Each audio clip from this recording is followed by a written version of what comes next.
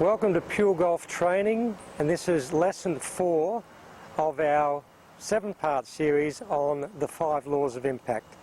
Laws, rules, basically the same thing. This is something that's irrefutable and not open to interpretation.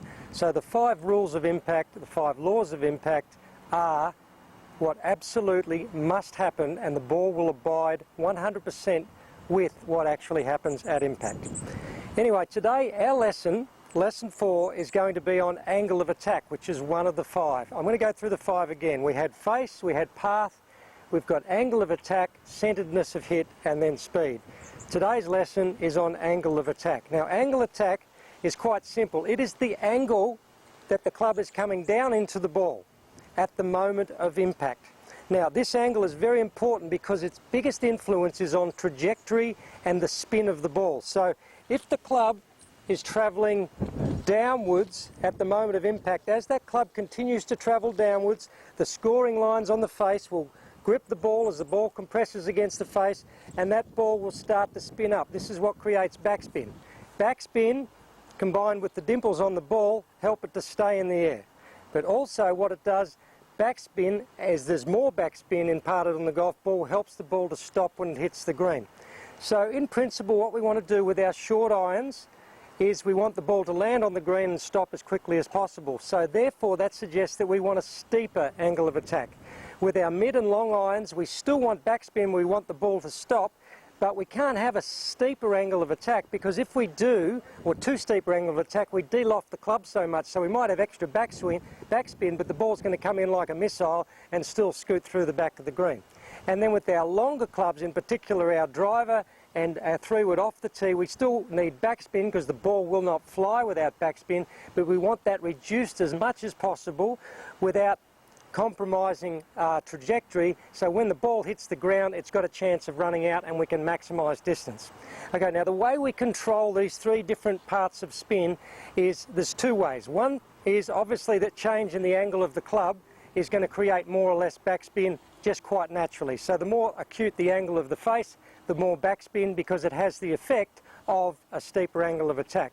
But we also are going to change ball position and the width of the stance, and this is going to assist in either increasing the angle of attack or shallowing out the angle of attack. Now, I only use 3 ball positions. This is my preference. 3 ball positions and 3 different width stances. There's other methods around that try and use 1 ball position, and that sounds a lot simpler. Everyone goes, oh, I just use 1 ball position. But in using 1 ball position, you actually have to manipulate the swing to change the angle of attack. So in the search to try and make it more simple by only 1 ball position fits all, you've actually made it more complicated because now you have to manipulate the swing.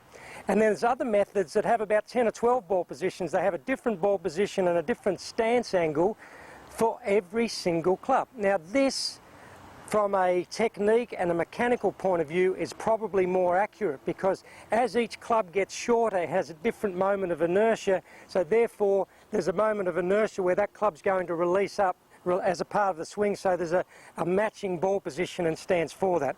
But what I've done is I've simplified it down into 3 ball positions. We've got short irons, long and mid irons, and then we've got woods.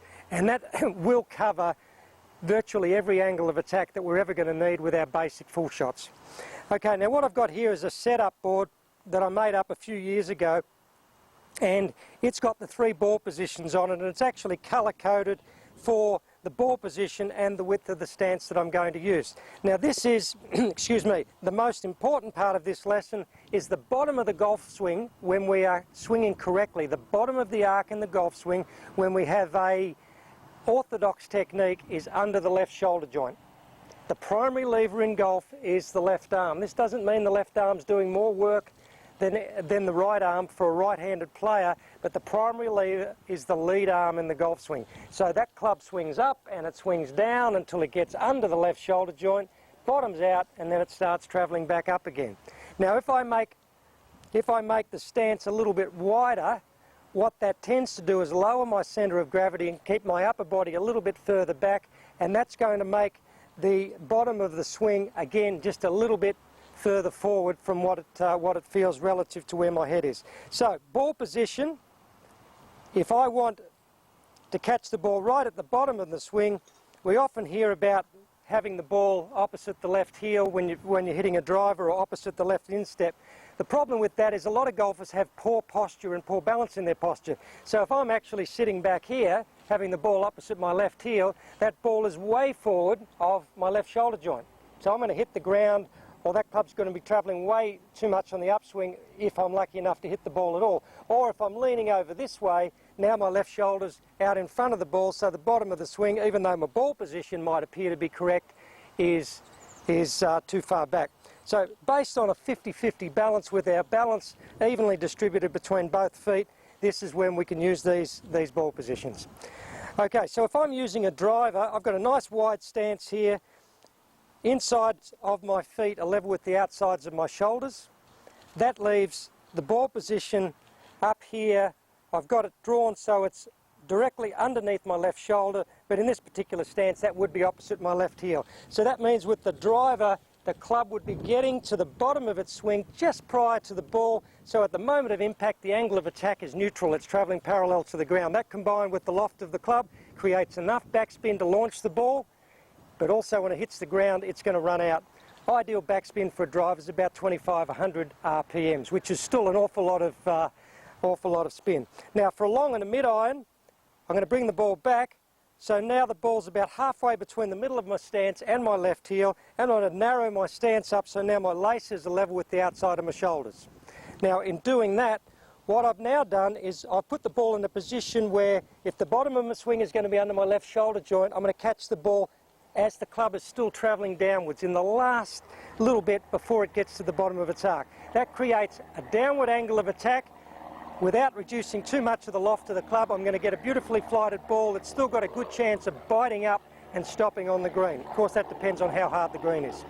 And then finally, I'm going to narrow my stance up even a little bit more, and now I've got the ball about in the middle of my stance. So you can see in the middle of my stance, that ball is actually going to be a few inches back from where the bottom of the swing is going to be. This is for 8, 9 wedge and our sand wedges. This means I've got quite a steep angle of attack now. That, combined with the loft of the club, I can maximise the backspin, so I can fly that thing right into the target and know it's going to bounce, check up and stop, and in a lot of cases, if the greens are a little bit softer, the ball will even back up a little bit. Okay, so that's today's lesson on ball position, and ball position is the biggest influence on angle of attack. Angle of attack is what controls spin and trajectory. We now have face, we have path, we have angle of attack. We've got 2 more, which are going to be centeredness of hit and then speed, and then we're going to put it all together, and that's going to make up our 7 lessons on the 5 laws of impact.